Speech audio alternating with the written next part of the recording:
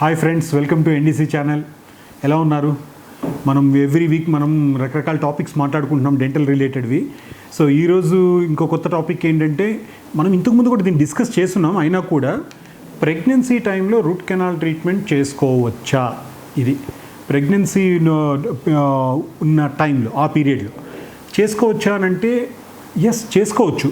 Can't but సిచ్యువేషన్స్లో, అది కూడా మీ గైనకాలజిస్ట్తో మాట్లాడి, మీ గైనకాలజిస్ట్ని అడిగి, వాళ్ళ సలహా పొంది అప్పుడే ఇది చేయాలి. ఎందుకు రూట్ కెనాల్ ట్రీట్మెంట్ గురించి పర్టికులర్గా దాన్ని అంత ఇదిగా అడుగుతారు అని అంటే, రూట్ కెనాల్ ట్రీట్మెంట్ చేసేటప్పుడు పంటి లోపల రూట్స్ వాటివి ఎంత లెంత్ ఉన్నాయి, వాటిలో ఎంతవరకు ఇన్ఫెక్షన్ ఉంది, ఇవన్నీ తెలుసుకోవడం కోసం ఎక్స్రే తీయాల్సి వస్తుంది.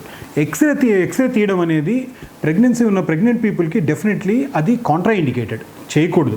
ఎందుకనంటే ఆ రేడియేషన్కి పిల్లలు ఎక్స్పోజ్ అవుతారు అని.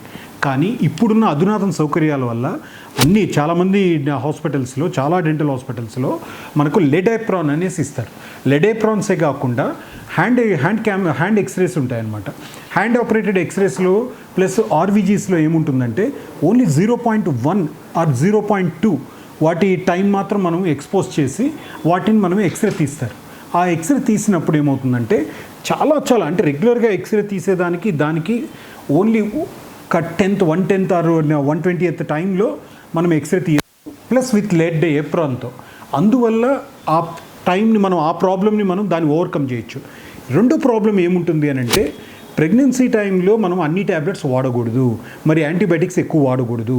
మరి అదేం చేయాలి? అది కూడా మీ గైనకాలజిస్ట్ మీకు ఇచ్చేస్తారు. బేసిక్ అమాక్సిలిన్, బేసిక్ డోలో 650తో దాన్ని కవర్ చేసేటట్టు ప్లాన్ చేస్తారు, మీకు ఏదైతే యాంటీబయాటిక్ కవరేజ్ని. మరి ఇప్పుడు అన్ని టైంలో చేయొచ్చా అని అంటే ఎగ్జాక్ట్లీ చెప్పాలంటే చేయకూడదు. ఫస్ట్ ట్రైమిస్టర్లోనూ లాస్ట్ ట్రైమిస్టర్ అనేది ఖచ్చితంగా కాంట్రా ఇండికేటెడ్, చేయకూడదు.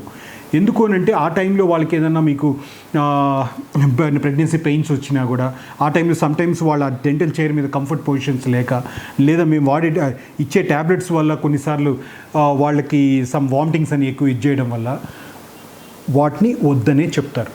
కానీ అస్సలు పెయిన్స్ సిచ్యువేషన్ దాటినప్పుడు, పెయిన్ హెవీ ఉన్నప్పుడు మాత్రం తప్పదన్నట్టు గైనకాలజిస్ట్ సపోర్ట్ తీసుకొని ఎక్స్రే చేసుకొని, అది కూడా విత్ లెడేప్రాన్తో చేసుకొని, డాక్టర్ వాళ్ళ సలహాతో ట్యాబ్లెట్స్ యూస్ చేసి అది కంప్లీట్ చేస్తారు. కానీ వీటన్నిటిని అవాయిడ్ చేయాలంటే ప్రెగ్నెన్సీ పీపుల్ చేయాల్సింది ఏంటంటే, ప్రెగ్నెన్సీ ప్లానింగ్ ఉన్నప్పుడే మీరు గుర్తుపెట్టుకోండి, ఇది చాలా ఇంపార్టెంట్.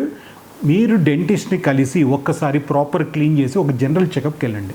ఏదైనా ప్రాబ్లమ్స్ ఉన్నాయా ఏంటి, అది అప్పుడే ఫస్టే చేయించుకుంటే మీకు ఆ జర్నీ లైఫ్లో చాలా ఇంపార్టెంట్.